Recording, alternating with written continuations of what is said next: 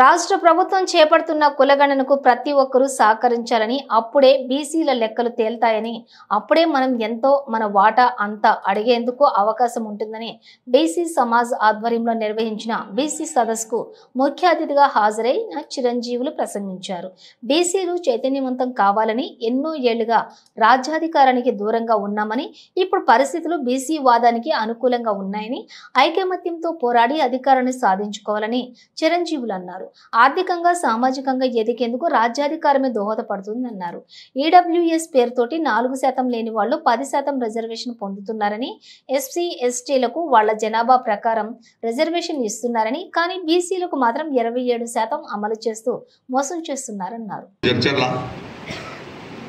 నేను బీసీ కులాల్లో సుదీర్ఘంగా పనిచేస్తూ ఉన్నాను.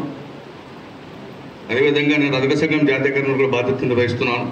అటు అఖిల భారత స్థాయిలో కూడా అన్ని ప్రాంతాలు తిరుగుతూ ఉన్నాం. గతంలోంచి కూడా బీసీ లేఖం కావాలి, బీసీల ఉద్యమం నుంచి పైకి రావాలి, లేదా రాజకీయంగా అడగలే అని చెప్పి అనేక మంది పోరాటం చేస్తున్నారు. నన్ను ఉన్నటువంటి మా వకీల్ భీమయ్య గారు పాలపూట కూడా మాకు వాదాదర్శం.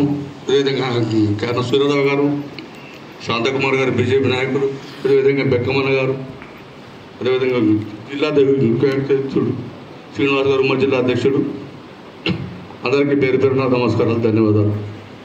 అదేవిధంగా ఇక్కడ వచ్చినటువంటి బీసీ వాళ్ళందరూ మిత్రులకు కూడా, ఎంఆర్పిఎస్, ఎల్హెచ్పిఎస్, అదేవిధంగా మైనార్టీ సంఘ నాయకులకు, ఉన్నటువంటి పాత్రికేయ సోదరులకు అందరికీ కూడా పేరు పేరున నమస్కారాలు, ధన్యవాదాలు. మిత్రులారా, సంతోషం. బీసీలు అనేకమైదామని చెప్తా ఉన్నాం, సమాజంలో మన పాత్ర పోషిస్తూ ఉన్నాం, బీసీల ఏకంగానే మన బతుకులు మనం మార్దామంటున్నాం. ఎన్ని సంవత్సరాలు ఏ కులంలో వాడికి సర్పంచ్ నిలబడ్డ, వార్డు మెంబర్ నిలబడలేదు, ఎమ్మెల్యే నిలబడ్డ వాడికి యాంటీగా ముందు పనిచేసి తనుకులమే. ఎన్ని సంవత్సరాలు ఈ పోరాటాలు మనం చేయాలి? ఒకటి అడుగుతున్నాను, ఇక్కడ నుండి పెద్దలు కూడా చాలామంది కూడా సమాధానం చెప్పాల్సిన అవసరం ఉంది.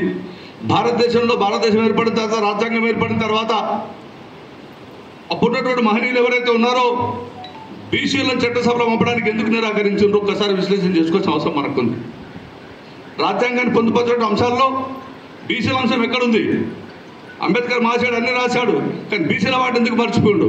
ఎప్పుడన్నా మనం అడుగుతున్నాం దాని గురించి? అసలు ఇలా మనం చట్టసభలో వాటి అడుగుతున్నాం. ఎంత దౌర్భాగ్యం ఉన్నాం. భారతదేశంలో 80% అంటున్నాం, 60% అంటున్నాం, 70% అంటున్నాం. ఇంతమంది కూడా మనం ఇన్ని ఓట్లేస్తూ ఉన్నాం. ప్రతి రాజకీయ పార్టీ కూడా బీసీల జపం చేస్తూ ఉంటుంది, లేదా ప్రతి వ్యక్తి కూడా బీసీల గురించే మాట్లాడతాడు. కానీ ప్రభుత్వం ఇచ్చేటువంటి నిధులు అరకొరకు ఉంటాయి. వార్డు మెంబర్ కాదు, సర్పంచ్ కాదు, ఎమ్మెల్యేకి అసలు నిలబడికి ఆస్కారం ఉండదు. నిలబడి కూడా ఎవరో ఒకరికి ఇస్తారు, మిగతా కూడా వాళ్ళు ఇమ్మని ఉండమని చెప్తారు. ఇది కాదు మనకు కావాల్సింది. అడుగుతున్నాం. ఇలా మీరు అడుగుతున్నాం 5 అంచెల వ్యవస్థ. ఈ 5 అంచెల వ్యవస్థ నాందికర్త ఎన్టీ రామారావు గారు అప్పటిదాకా ఉన్నటువంటి కాంగ్రెస్ పాలనలో ఎవరు రాజ్యం నడిచింది? అసలు ఎవరు చెప్తే ఓట్లు వేసిండ్రు? బీసీలకు ఎప్పుడైనా శ్వేతం ఉందా, లేదా చైతన్యం కలిగిందా? ఒకసారి మనం వెనక్కి చూస్తే కనబడదు. 82 కంటే ముందున్న పరిస్థితులు ఏంటివో ఇలా మనం అడుగుతున్నాం. మేము ఎంతమంది మాకంత వాటా ఏమో చట్టసభల్లో మన వాటాను నిష్పత్తి చేయడానికి ఈ ప్రభుత్వాలకు చిత్తశుద్ధి లేదు. కానీ ఈడబ్ల్యూఎస్ మనకు తీసుకొచ్చి విద్యార్థులు మన్ను కొట్టడానికి, కడుపులు కొట్టడానికి మనకు సిద్ధమైనటువంటి ప్రభుత్వం. రాజకీయం ఏదైనా కానీ కూడా విమర్శించడానికి ఎప్పుడు కూడా విమర్శిస్తుంటాం, దాన్ని మంచిగా స్వాగతిస్తాం. కానీ ఇంతకుముందు కాంగ్రెస్ పార్టీ, లేదా అంతకుముందు ఉన్నటువంటి టీఆర్ఎస్ పార్టీ ఉన్నట్టు 33%, 23% చేసి ఒక్క బీసీ మంత్రి తీన్మార్ మల్లన్న టీం నుంచి ఉన్నారు. రవి ముదిరాజు గారిని 2 నిమిషాలు మాట్లాడాల్సింది. పెద్దలందరికీ మరియు కుల సంఘాల నాయకులకు అందరికీ నమస్కారం. నా పేరు రవి ముదిరాజ్. తీన్మార్ మల్లన్న టీం జిల్లా అధ్యక్షునిగా నేను కర్తవ్యం నిర్వహిస్తున్నాను. మేము ఎన్నోసార్లుగా ఇక్కడ సొసైటీలో ఎన్నో చూస్తూ ఉన్నాం ప్రోగ్రామ్స్, కానీ ఇక్కడ మనం ఈ జనరేషన్లో కూడా మన బీసీలు ఇంకా కూడా ఓసీల మోచేతిని తాగుతూ వాళ్ళకు ఓట్లు వేసుకున్నంతకాలం మన బీసీలు ఎక్కడ ముందలు పోకుండా, రాజకీయ పరంగా ఇంకా మన వాటా మనకు దక్కకుండా, ఇంకా ఓసీలనే మనం వాళ్ళకు మాత్రమే ఓట్లు వేసుకుంటూ పోతూ ఉంటే మన పరిస్థితి ఎలా ఉంటుందో ఒకసారి ఆలోచించుకొని మన బీసీలందరికీ మన బీసీ సమాజ్ తరఫున ఇటువంటి ప్రోగ్రామ్స్ పెడుతున్న మన శ్రీనివాస్ అన్న గారికి మరియు సంగం సూర్యరావు అన్న గారికి ధన్యవాదాలు తెలుపుతున్నా. అదేవిధంగా మా తీన్మార్ మల్లన్న గారు కూడా బీసీల తరఫున తన వాదాన్ని వినిపిస్తూనే ఉన్నాడు. మొన్న కూడా మిర్యాలగూడలో ఒక బీసీ పెద్ద భారీ బహిరంగ గర్జన కూడా పెట్టిండు. అయితే ఆ బహిరంగ గర్జనలో బీసీ తరఫున తన వాదాన్ని వినిపించిన నేపథ్యంలో అక్కడ ఉన్న కొంతమంది ఓసీ నేతలు వాళ్లకు అగనెస్ట్గా మల్లన్న మాట్లాడుతున్నారు. బీసీలను రెచ్చగొట్టే ప్రయత్నం చేస్తున్నారు. బీసీలకు వాళ్ళ వాళ్ళ వాళ్ళ హక్కులు ఏందని వాళ్ళకి తెలియజేస్తున్నారు. కాబట్టి మల్లన్నని ఎలాగైనా అణచివేయాలని చెప్పి అక్కడ ఉన్న ఓసీ నేతలు కూడా కొంతమంది కావాలని బీసీలను అక్కడున్న బీసీలతోటే వాళ్ళకు అగెనెస్ట్గా మల్లన్నకు అగెనెస్ట్గా ఒక బీసీ బిడ్డ అయిన మల్లన్నకు అగెనెస్ట్గా కూడా వాళ్ళని బీసీలను రెచ్చగొట్టి అక్కడ బీసీలతో మల్లన్నకు అగెనెస్ట్గా మీటింగ్లు పెట్టించడం జరిగింది. అంటే ఎంత దారుణంగా ఉందో పరిస్థితి ఆలోచించండి.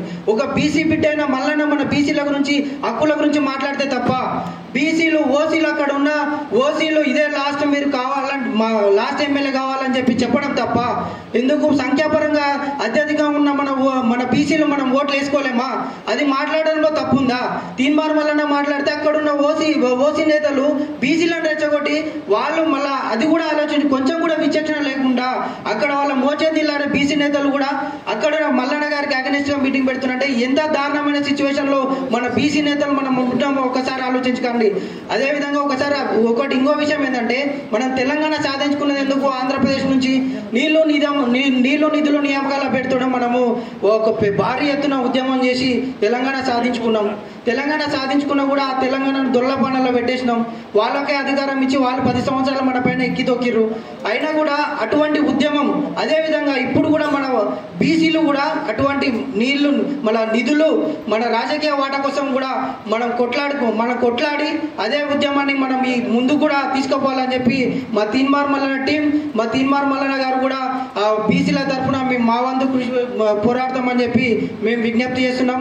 ఇంకా ఈడబ్ల్యూఎస్ పేరుతో కూడా స్టూడెంట్స్ పైన ఎంత దారుణం అంటే బీసీ సమాజ్ తరఫున ప్రత్యేకంగా అభినందనలు, ధన్యవాదాలు. మార్చేందుకు ఒక పెద్ద కుట్రగా ఆ ఈడబ్ల్యూఎస్ గురించి మనం గతంలో చాలా చర్చించుకున్నాం.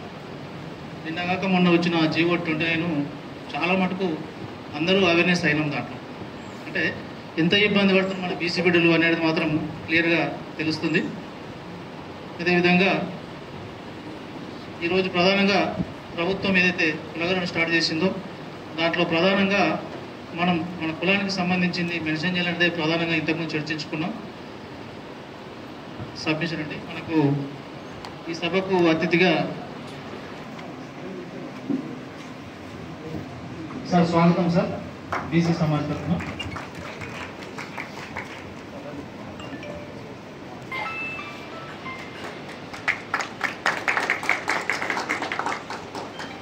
ప్రధానంగా రాజ్యాధికార దిశగా బీసీలు ఏ విధంగా ముందరికెళ్ళాలి, మనం అధికారం ఎప్పుడైతే అనుభవిస్తామో ఆర్థికంగా సామాజికంగా రాజకీయంగా ముందడుగు వేస్తామనేదే ఒక ప్రధాన ఎజెండాగా మనం ముందుకెళ్ళాలి.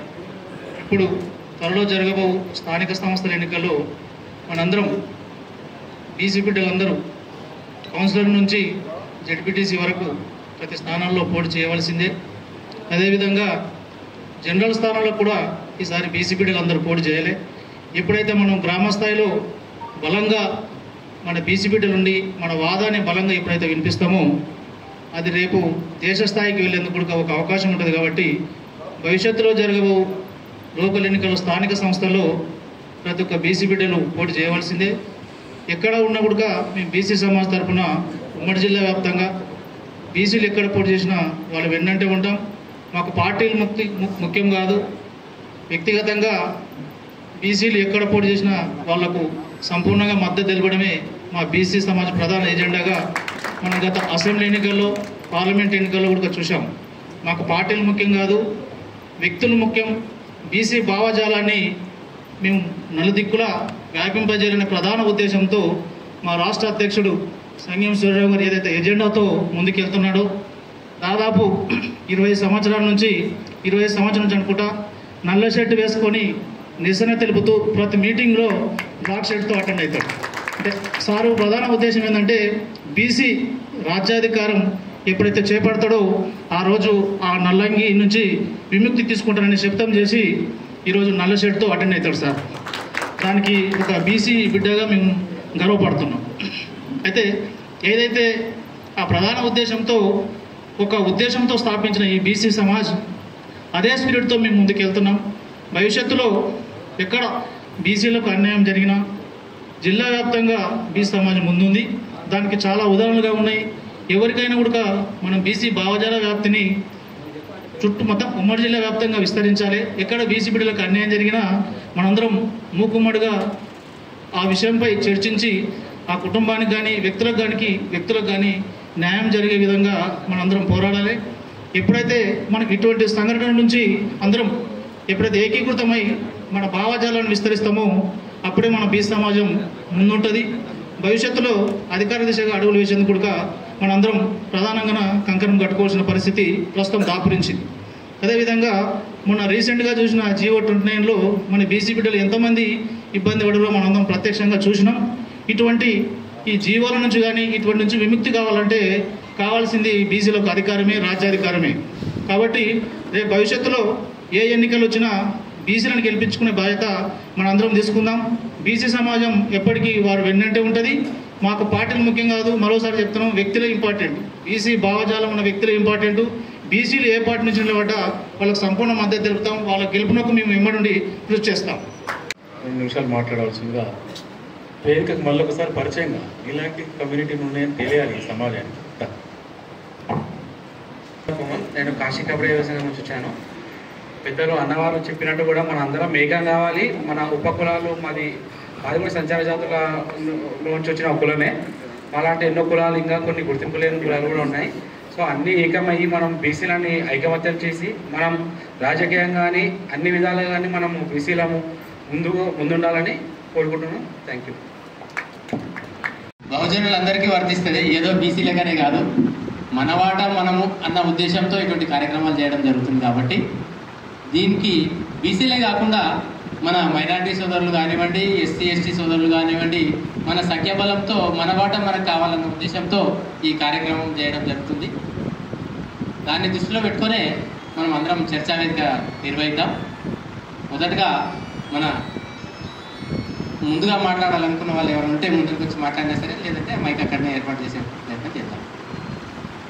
సమావేశానికి అధ్యక్షులు సూర్యారావు గారు, అతిథులు చిరంజీవులు గారు, వకీల్ భీమయ్య గారు, స్కూల్ చదివేటప్పటి నుంచి కూడా వాళ్ళ పేరు వింటున్నాను, కానీ ఈరోజే వారి దర్శన భాగ్యం జరిగింది.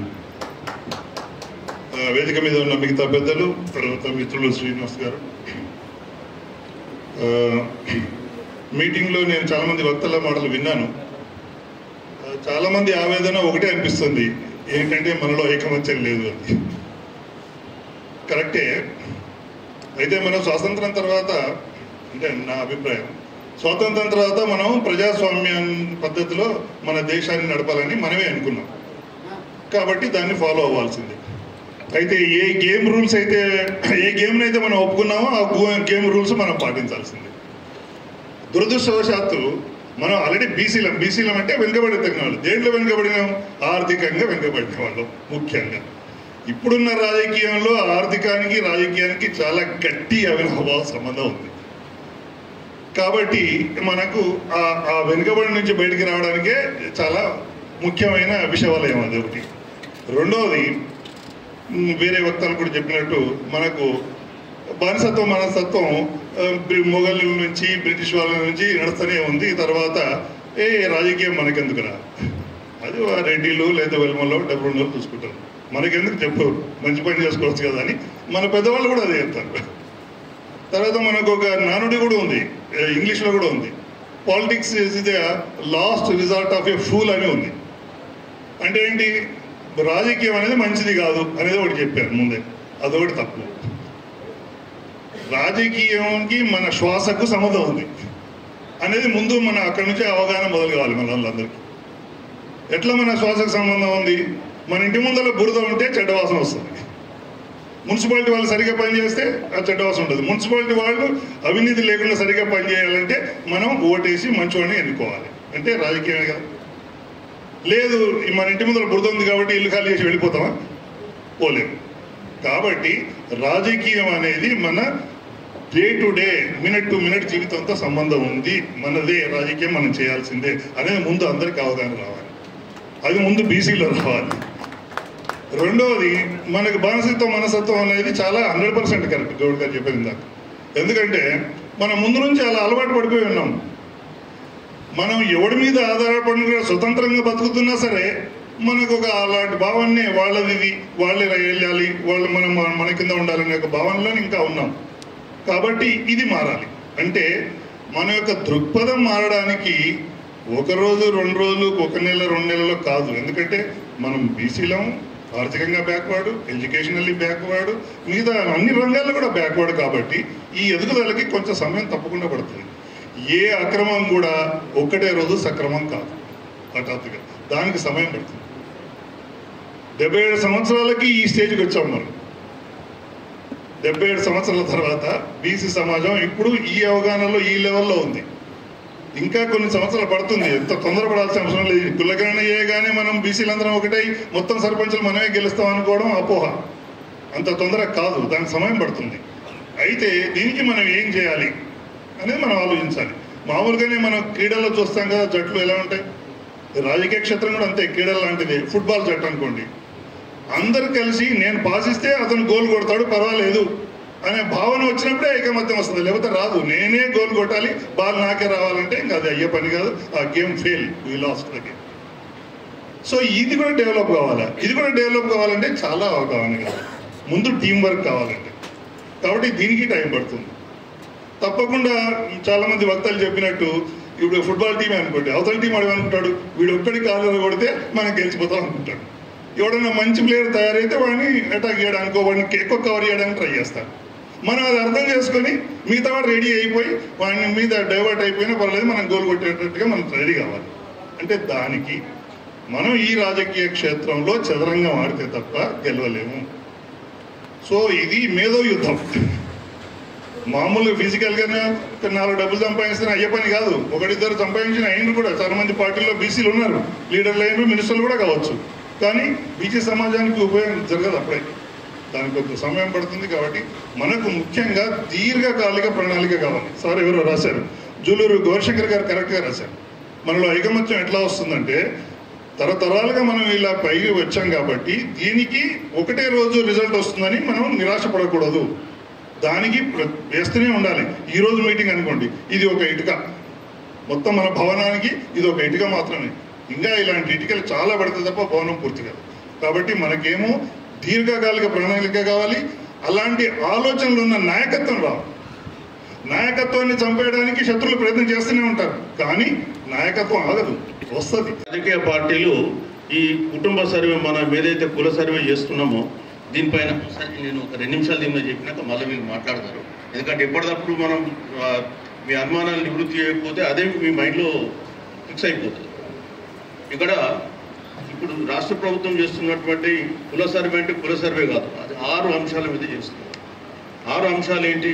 సామాజికం అంటే కులం, ఆర్థిక పరము, ఉద్యోగాలు, రాజకీయ పరము, అదేవిధంగా మిగతా 2 అంశాలు ఉన్నాయి. సరే నేను చెప్పేటప్పుడు చెప్తాను. ఇవి ఎందుకు చేయాల్సి వచ్చిందంటే మనకు ఈ కుల సర్వే అని ఒకటే కాదు, పదం మనం వాడుతున్నాం కుల సర్వే అని, కానీ 6 అంశాల మీద జరుగుతున్న సర్వే. ఇవాళ బీసీలు ఆర్థికంగా గత 77 సంవత్సరాలుగా ఎట్లా వెనుకబడి ఉన్నారు, మరి వాళ్ళకున్న ఆస్తులు ఏంటి, మరి వాళ్ళని ఏ విధంగా మనం పైకి తీసుకురావడానికి ప్రణాళికలు తయారు చేయాలనే ఉద్దేశంతో ఇది పెట్టినటువంటి ఫార్మేట్. ఇప్పుడు ఇదే ఫార్మేట్లో 2014లో ఇప్పుడు ఎవరైతే ప్రతిపక్షాలు ఉన్నటువంటి వాళ్ళు కొంతమంది గోల పెడుతున్నారు, ఇందులో ఆర్థిక అంశాలు ఎందుకు చూపించారు, మరి ఇందులో ఏం చూపించారు, ఇందులో ఎందుకు పెట్టినారు? అప్పుడు 2014లో 94 అంశాలు ఉన్నాయి. ఇప్పుడు కేవలం 56 అంశాలు ఉన్నాయి. కొన్ని సబ్ ఐటమ్స్ 19, మొత్తం కలిపి 75. ఇందులో మీ ఇంట్లో ఎలక్ట్రిక్ కరెంట్, మీ ఇంట్లో ఎలక్ట్రిసిటీ కనెక్షన్ ఉందా, ఉంటే దాని నంబర్ ఏందని కూడా అడిగిందాం. మరి ఎందుకు తీసుకున్నారు మీరు అవి? మీరు ఆర్థికపరమైన అంశాలు మీరు తీసుకోలేరు ఆ రోజు. ఈరోజు గవర్నమెంట్ టేకప్ చేస్తే మీరు ఎందుకు దీన్ని రాజకీయం చేస్తున్నారు? దీన్ని ఆలోచించాలి. నేను ఎందుకు వచ్చినామంటే ఇక్కడ దాకా ఈ కులగణన మీద చాలా తప్పుడు సమాచారం ప్రజల్లోకి పంపిస్తున్నారు. ఒక పార్టీ వాళ్ళు పంపిస్తారు ఏంటంటే మాది సనాతన కులం అని పెట్టండి. వెరీ ద సనాతన కులం? ఇవన్నీ మాట్లాడేటప్పుడు నేను చెప్తాను, బట్ మీ మైండ్లోకి తీసేయండి. చాలామంది ఈ కులగణన ఎట్లా ఫెయిల్ చేయాలి, ఇప్పుడు ఇది ఫెయిల్ చేస్తే కేంద్రంలో కూడా ఫెయిల్ చేయొచ్చు. ఎందుకంటే కేంద్రంలో కూడా చేయమని అడుగుతున్నాం. ఎవడు బీసీలు వెనుకబడ్డానికి కారకుడు ఎవడు? 77 ఏళ్ళ నుంచి ఇవాళ భారతదేశంలో అన్ని రాష్ట్రాలలో బీసీ ముఖ్యమంత్రులు ఉన్నారు, except west Bengal and Telangana, Andhra తప్ప. ఇవాళ పక్కన ఉన్న తమిళనాడు పోండి, ఎవరు రూల్ చేస్తున్నాడు? నాయి బ్రాహ్మణ రూల్ చేస్తున్నారు. పక్కన ఉన్న కర్ణాటక పోండి, ఎవరు? కుర్మైనే చేస్తున్నాడు. కేరళ పోండి, ఎవరు చేస్తున్నారు? గౌడు. అరే మరి అన్ని రాష్ట్రాలలో బీసీ ముఖ్యమంత్రులు ఉంటే తెలంగాణకి ఏమొచ్చింది, ఆంధ్రకి ఏమొచ్చింది? వెస్ట్ బెంగాల్ అంటే సరే కమ్యూనిస్టులు ఉన్నారు, అది వేరే ఇష్యూ. కాబట్టి 77 ఏళ్లలో మనం ఇంకా ఇప్పుడు మెల్లమెల్లగా డెవలప్ కావాలి. ఇదంతా రాంగ్. ఎవడు దీనికి కారకుడు, ఏ పార్టీలు దీన్ని మనను అణచివేసినాయి అనే విషయం మనం తెలుసుకోవాలని కులగణన గురించి మేము చెప్పినాం 6 అంశాలు. ఇవన్నీ కూడా ఊరికే రాష్ట్ర ప్రభుత్వం ఒప్పుకోలేదు. కామారెడ్డి డిక్లరేషన్ ఇచ్చి అసెంబ్లీలో తీర్మానం చేసి మార్చి 15 జీవో ఇచ్చి పండుకున్నాయి. ఆ తర్వాత మళ్ళీ మేము జూన్ 30 నుంచి పోరాటం స్టార్ట్ చేసినాం, జూలై 30. ఆ పోరాటం తర్వాతనే ఈ మొన్న అక్టోబర్ 10 రోజు జీవో ఇచ్చి వాళ్ళ కార్యక్రమం చేపట్టింది. ఊరికే రాలేదు ఇది కూడా. సో ఎందుకు నష్టపోయినాం, ఏం చేయాలనే అంశాలు మేము మళ్ళీ మాట్లాడతా. ఇంకోైనా మాట్లాడుతూ కేవలం బీసీలో చేయాలి కదా, ఇలా అందరూ ఎందుకు చేస్తున్నట్టు. మరి బీసీల జనాభా ఎంత ఉన్నది ఎట్లా తెలుస్తుంది నీకు? అందరికీ తెలిస్తే చేస్తే కదా నీకు తెలిసేది. రెండోది, ఇందులో పొలిటికల్ బ్యాక్వర్డ్నెస్ అనేది ఒకటి ఎక్స్ట్రా పెట్టినాం. ఎందుకు పెట్టాల్సి వచ్చిందంటే హైకోర్టులో మనకేమిచ్చిందంటే స్థానిక సంస్థల్లో రిజర్వేషన్స్. స్థానిక సంస్థల్లో రిజర్వేషన్స్ అంతకుముందు 34 ఉండే, అంతకుముందున్న గవర్నమెంట్ తీసుకొచ్చి 23% తగ్గించారు. హైకోర్టుకు పోయినారు, అయిపోయింది. సుప్రీంకోర్టుకు పోయిన 23% మీద నడుస్తుంది. ఇప్పుడు వాళ్ళే మాట్లాడుతున్నారు దీంట్లో. ఇది ఎందుకు పెట్టాల్సి వచ్చింది పొలిటికల్ బ్యాక్వర్డ్నెస్? హైకోర్టు ఏమన్నదంటే సుప్రీంకోర్టు జడ్జిమెంట్ ఉంది, Krishnamurthy versus union of India అని 2010లో. దాంట్లో ఏమన్నారంటే రాజ్యాంగంలో బీసీలకు సంబంధించి వాళ్ళు రాజకీయంగా వెనుకబాటుతనమని నిరూపించుకుంటేనే వాళ్ళకు రిజర్వేషన్లు ఉంటాయి, లేకుంటే ఉంటాయి. కాబట్టి రాజకీయ వెనుకబాటుతనాన్ని ఇవాళ చూపించాలి. కాబట్టి ఇందులో 6 కాలమ్స్ 40 నుంచి 46 మధ్య యాడ్ చేయడం జరిగింది రాష్ట్ర ప్రభుత్వం. నేను రాష్ట్ర ప్రభుత్వం తరఫున వకాలత పుచ్చుకొని మాట్లాడతలే కానీ, బట్ ఈ కాలమ్స్ ఇవన్నీ పెట్టడంలో కూడా మీకు కూడా కొంత ప్రధాన పాత్ర ఉంది. సో దాన్ని కూడా సూచనలు ఇవ్వడం జరిగింది. ఒక కంప్లీట్ సర్వే జరిగితే నిజంగా కూడా బీసీల స్థానం ఏందని తెలుస్తుంది. ఇవాళ 77 సంవత్సరాలలో బీసీల బతుకులు ఎట్లా చిక్కిపోయినాయి, వాళ్ళ ఆర్థికంగా, రాజకీయంగా, సామాజికంగా, విద్యాపరంగా, ఉద్యోగపరంగా ఎట్లా నష్టపోయిళ్ళు అనే విషయం బయటకు వస్తుంది. ఇవన్నీ కావాలి కాబట్టి రాష్ట్ర ప్రభుత్వం చేస్తుంది. ఒక మంచి కార్యక్రమం చేసినప్పుడు అందరూ పాల్గొనాలి, అంతే తప్ప ఇది ఓన్లీ బీసీల కొరకే చేయాలి అట్లేం లేదు. ఇవాళ రేపు ఈ 23% రిజర్వేషన్లు కూడా హైకోర్టు ఒప్పుకోదు. క్లాస్ వాదం, భావజాల వ్యాప్తి చాలా వరకు క్షేత్రస్థాయికి పోయిన తర్వాత చాలామంది వ్యక్తులు పనిచేయడానికి బీసీ వాదం, బీసీ రాజ్యాధికారం కొరకు వస్తుంటే తీర్మానం మల్లన్న రెగ్యులర్ తిడుతుందని చాలా అంటే లేనిపోని ప్రచారం చేస్తున్నారు. నేను కూడా ఉన్నా మిర్యాలగూడ సభలో. తీర్మానం మల్లన్న ఎవరిని కూడా ఎప్పుడు తిట్టలే ఈ మధ్యకాలంలో. అంటే అంతకుముందు తెలంగాణ గవర్నమెంట్ ఉన్నప్పుడు అది నడిచిందేమో నడిచింటుంది. ఆ నడిచిన నేపథ్యంలో ఆయన అనుభవించండి, జైలుకు పోయిండు, బయటకు వచ్చాడు. ఈ మధ్యన బీసీ నినాదం తీసుకున్నప్పుడు ఆయన క్వశ్చన్ చేస్తుండు. ఏమని క్వశ్చన్ చేస్తుండు? ఇక్కడ మహబూబ్నగర్ నియోజకవర్గం, శాసనసభ నియోజకవర్గంలో బీసీలు ఎక్కున్నారు కాబట్టి మా బీసీలకు కావాలా. ఈ NM Srinivasa Reddy last OCC MLA అంటున్నారు. అది తప్పే ఉన్నది, అది తిట్టుకోవడం మాదేమన్నా. నల్గొండ సభలో, మిర్యాలగూడ సభలో ఇక్కడ 6 కుటుంబాలు, 2 కుటుంబాలు మా బీసీలకు రావాల్సిన వాటాన్ని హైజాక్ చేసి, బ్లాక్మెయిల్ చేసి వాళ్ళంతా కూడా వాళ్ళు ఎంజాయ్ చేస్తున్నారు, స్వతంత్రం వచ్చినప్పటి నుంచి అన్నాడు. అది తిట్టిపోవడం ఎట్లయింది? తిట్లంటే ఎట్లుంటాయో తెలుసా? రేవంత్ రెడ్డిని మల్లారెడ్డి తిట్టిండు. అరే సాలే గూట్లే. రేవంత్ రెడ్డి మళ్ళీ మల్లారెడ్డిని తిట్టిండు. అరే బ్రోకర్, జోకర్. అయ్యి తిట్లు, ఇది ఆవు తిట్లు. మన వాళ్ళందరికీ ఎట్లున్నారంటే ఎమ్మటే మీ మిర్యాలగూడ నుంచి వచ్చిన తర్వాత ఈ రెడ్లంతా కలిసి మన బీసీలతో జెండా మోపిస్తారు. మళ్ళీ ఆ రెడ్ల పేర్లు రాసి వీళ్ళంతా వాళ్ళకి పాలాభిషేకం చేస్తారు. ఒక్కసారి ఆలోచన చేయాలి దయచేసి. తిట్లకును క్వశ్చనింగ్కు, ప్రశ్నించే గొంతుకు తేడా ఎట్లుంటుందో బీసీ సంఘాలు కానీ, కుల సంఘాలు కానీ, ప్రజా సంఘాలు కానీ ఆలోచించాలి.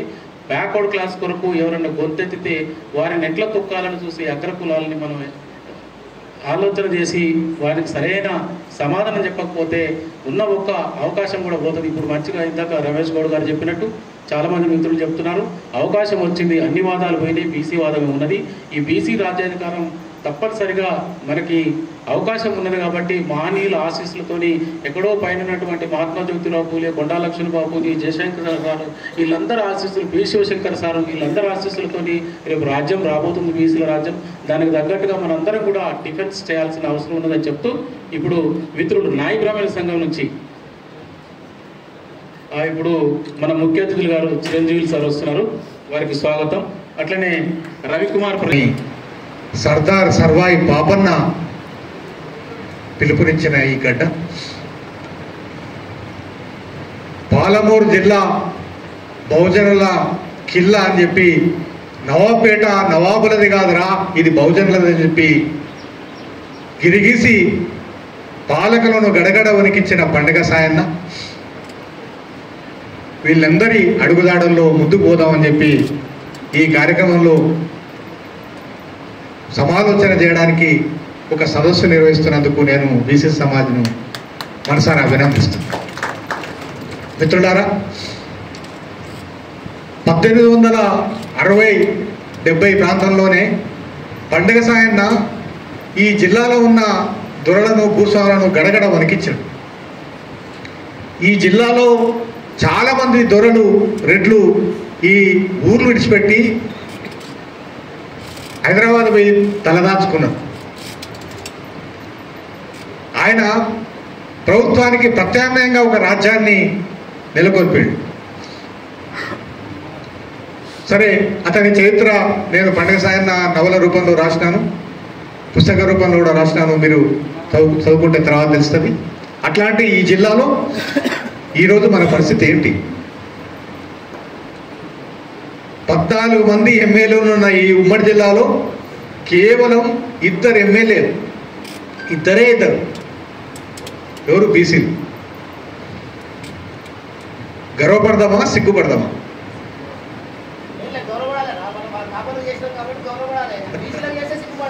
సమూహంగా సమిష్టిగా సమూహంగా సిగ్గుపడదాం. అందరం బాధ్యులమే.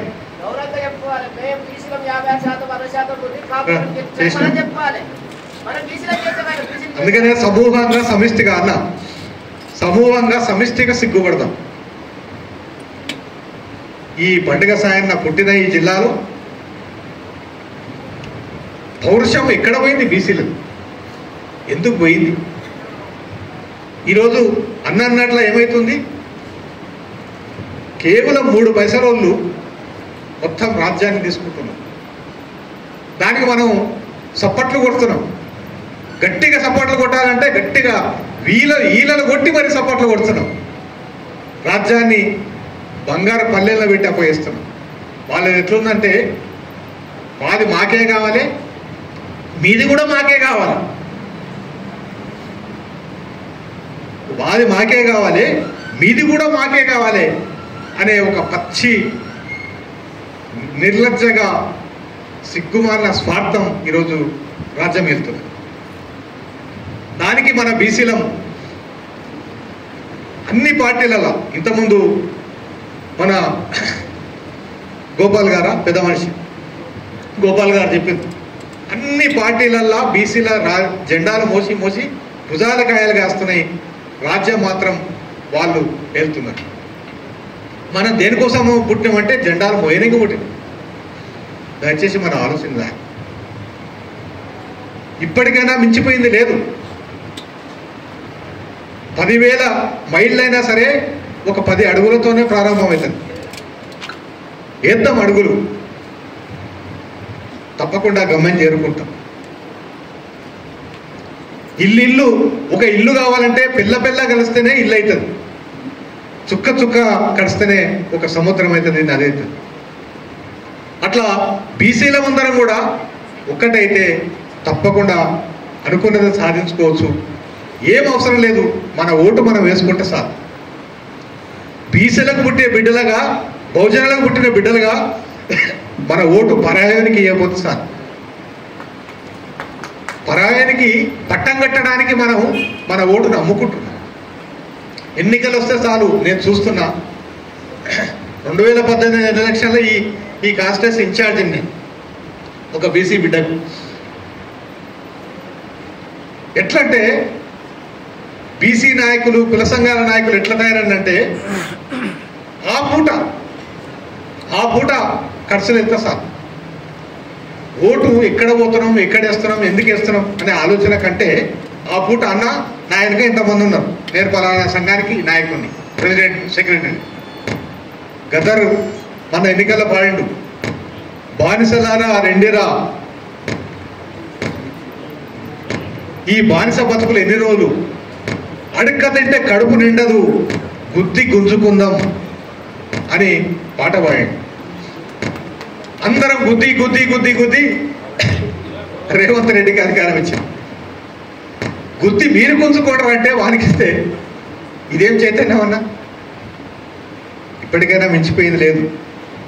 మెదడు ఉంది తలకాయ మీద, మెడకాయ ఉంది మెడకాయలో మెదడు ఉంది. దయచేసి ఆలోచిద్దాం, మన ఓటు మనకు వేసుకుందాం. ఒకటే అనుకోవాలి, వారి గుట్టలేమేం బహుజనులకు పుట్టినాం, బీసీలకు పుట్టినాం, బీసీకి వేసుకుంటాం. శాంతకుమార్ గారు పాలమూరు మోడీ అంట, పేరు పాలమూరు మోడీ, కానీ టికెట్ ఇచ్చేటప్పుడు మాత్రం ఆయన జోలి ఉండదు. ఏం మా శాంతకుమార్ రెడ్డి లేనందుక, తోకలేనందుక ఆయనకు ఏం పాపం చేసిండు ఆయన? పాలమూరు మోడీ ప్రైమ్ మినిస్టర్తో సహా పోతుండే, మరి పాలమూరు మోడీకి ఒక టికెట్ గతి లేదా? ఇంత పెద్ద పార్టీలా, ఇంత పెద్ద సముద్రంలో ఉండి నీళ్ళకెడ్చడం అంటే ఇదే. అందుకని అన్న, అన్ని పార్టీలు మనవి కావు. మన నాయకత్వాన్ని మనం ఎస్టాబ్లిష్ చేసుకోవాలి. పెద్దలు చిరంజీవి గారికి, రవికుమార్ గారికి, అన్న సూర్యరావు గారికి నమస్కరించి చెప్తున్నా. అన్న, మన బీసీలలో ఉన్న రాష్ట్ర నాయకులందరూ కూడా, పెద్ద పెద్ద నాయకులందరూ కూడా బీసీలందరూ ఏకం కావాలంట. ఫస్ట్ మీరు నాయకులందరూ ఏకం కండి. ఒక ఈటల రాజేందర్, ఒక దేవేందర్ గౌడ్, ఈ మధ్యనే బయలుదేరిన యువ నాయకులు, వీళ్ళందరూ కూడా ఒకటైతే ఎక్కడ పోతుంది బహుజన రాజ్యం? బహుజన రాజ్యం మనకు రాక ఎక్కడ పోతుందన్నా? మీరు వేరే జెండాల పైన పోతుండే. ఇంత శక్తి ఉండి, ఇంత కెపాసిటీ పెట్టుకొని, పరాయోళ్ళ జెండా పట్టుకొని ఎంతకాలం బతుకుతారు? మన జెండా మనం పట్టుకున్నాం. పండగ సాయన ఏం చెప్పిండు? తల తెగినా పర్వాలేదు, తల వంచనన్నాడు. తల తెగినా పర్వాలేదు, తల వంచనన్నాడు. అందుకనే ఆయన తల తెగి వీరన్నపేటలో వీరమరణం పొందిండు. ఇప్పటికీ ఆయన సమాధి ఉంది. మోత్మీర్ సాబ్, జిల్లా మోత్మీర్ సాబ్ ఏమన్నాడంటే, అరే సాయన్న మాఫ్ మాంగోరే బజ్జాతే అన్నాడు. ఒక్కటే మాట, మాఫ్ కరో సాబ్ అంటే బతికిపోతుండే. ఒక్కటే మాట, చిన్న వర్డ్, మాఫ్ కరో సాబ్ అంటే నథింగ్, నో. తల తెగిపడ్డా పర్వాలేదు, తల దించను అన్నాడు. మరుక్షణం తల తెగిపోయింది. కానీ ఆ తల ఇప్పటికీ ప్రశ్నిస్తుంది ఈ పాలకులను. బిడ్డ, నా తలను తెగ్గొట్టింది కదా, నా తల ప్రశ్నిస్తుంది. 103% ఉన్న మీరు రాజులు ఎట్లయితారు?